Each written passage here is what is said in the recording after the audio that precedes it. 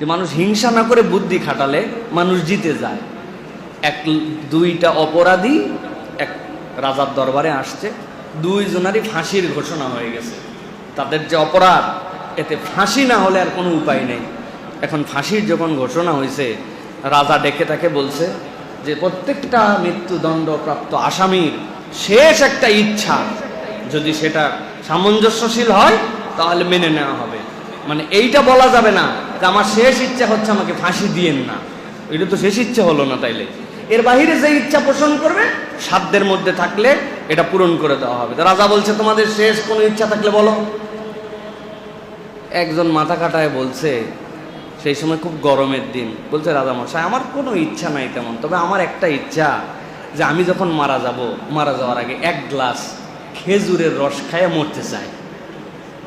রাজা চিন্তা করছে আগামীকালকে আর ফাঁসি, আর এটা চৈত্র মাস, 6 মাস বাকি আছে খেজুরের রস আসার, আর ব্যাককল কি বেকায়দা করে বলছেন খেজুরের রস কই পাওয়া যাবে। এখন রাজার কথার তো বেমুখ করা যাবে না। বেয়াদ্দপ, তুমি বুদ্ধি খাটা এ কাম করছো না, আপনি যা বলছেন আমি তো এইটুকুই চাইছি। তাই 6 মাস আর হায়াত এখন বলছে ঠিক আছে খেজুরের রস যেদিন হবে খাওয়া, যা বলছি তাই মানা লাগবে। তো সাথে আরেকজন ছিল, রাজা চিন্তা করছে এরে তাড়াতাড়ি জিজ্ঞাসা করার লাগবে, কারণ এ নতুন কি বুদ্ধি করে আল্লাহ জানে। পরে বলছে এই তোমার শেষ ইচ্ছা কি, তাড়াতাড়ি বলো।